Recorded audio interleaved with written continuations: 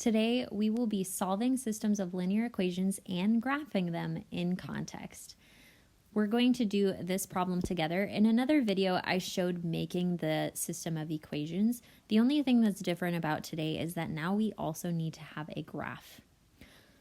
Luther just became a personal trainer and is finalizing his pricing plans. One plan is to charge $100 for the initial consultation and $40 per session. Another plan is to charge a smaller fee of $50 for the consultation and then a slightly higher fee of $50 per session. Luther realizes that the two plans have the same cost for a certain number of sessions. How many sessions does Luther need to keep a client so he makes up for this smaller consultation fee? So in essence, the end, he makes up for the smaller consultation fee. That's just a bunch of words to say, when do they cost the same? After how many sessions?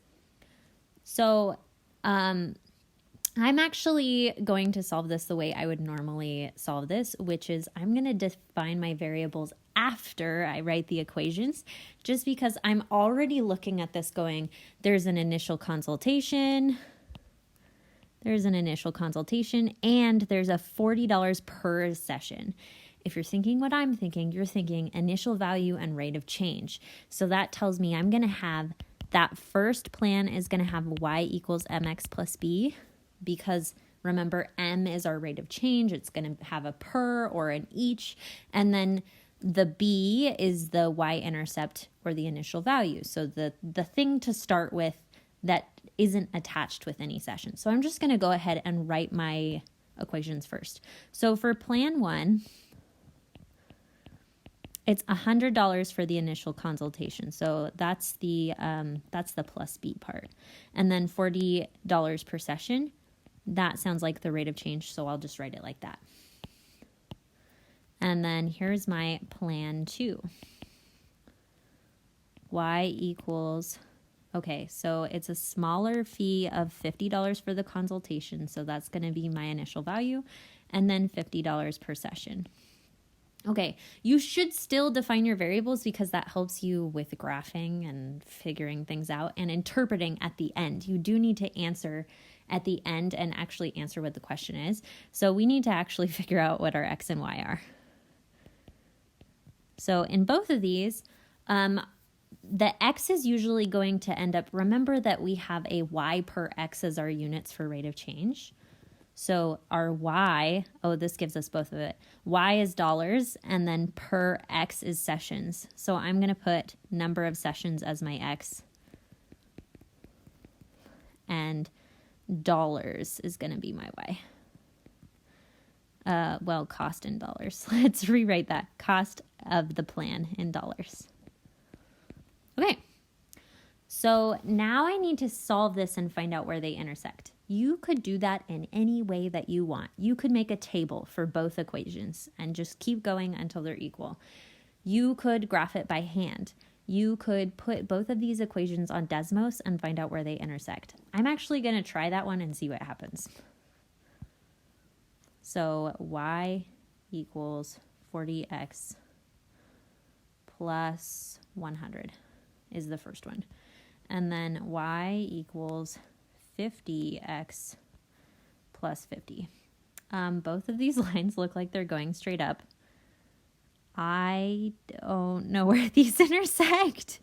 So it might be a good idea for us to actually think it through first and figure out like whereabouts they might intersect, and then we'll change our viewing window. I'm going to do that. You could just change this around and see if it'll work for yourself. But for me, it works better if I actually think it through a little bit. So I'm going to write a table to like keep track of my thinking here. So we're going to have our x will be the same. So number of sessions is x. And then we're going to put our plan one and our plan two. So after 0 sessions, plan one, let's just go through a few of these. So after 0 sessions, plan one costs $100 because of that initial fee. Then we add 40 for each additional session. So I'm just going to add 40 to this over and over again. 220 and then 260. So that's kind of where my plan 1 is going to be. And then I can keep going from there if I need more. Here's my plan 2. It starts at 50 and then it's going to be 50 more each time. And we just got that like from the problem. You could plug these into the equation, but it was easier for me to just look at the problem and just add. Okay, so part of the problem why it looks so funky, our graph when we go into Desmos, it will generally have your X and Y axes be about the same, which for this problem doesn't make any sense. On this problem, our X values are all like single digits. This is our number of sessions, and they don't get up very high very fast. But for our Y values, they get high very quickly because this is our cost in dollars. So it might make more sense to make your window reflect that. I'm going to go back and I'm going to change my window a little bit in case I feel like a lot of you might want to use Desmos to figure out what the solution is than any other method. So let's go back and we're going to figure out how to do that in Desmos. I'm going to hit my little wrench over here. And remember my X values, they went from like 0 to 10. You can even use the graph, like the scale on the graph to kind of cheat a little bit. And then my Y values, they really started at 50 and then they went up like a few hundred. I just want to make sure to include the intersection. So like they were in the 200s, so maybe let's just put 500 in case it's going up really fast. Now I can see the intersection way easier and I can tap on it and just find out where it is. It's 5,300. So our point is 5,300. And that means, okay, the question was, how many sessions does he need to keep so it will be the same? So all you need is the number of sessions, which is X. So he needs 5 sessions to make up the fee. That's when they'll end up costing the same.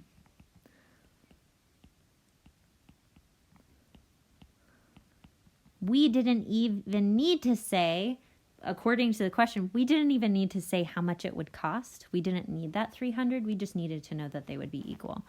Okay, I do still need to actually graph this. So I'm going to use my little table that I made to make my graph. I'm going to put my plan 1 in blue since it's written in blue. And plan 1 goes 0, 100, then 1, 140.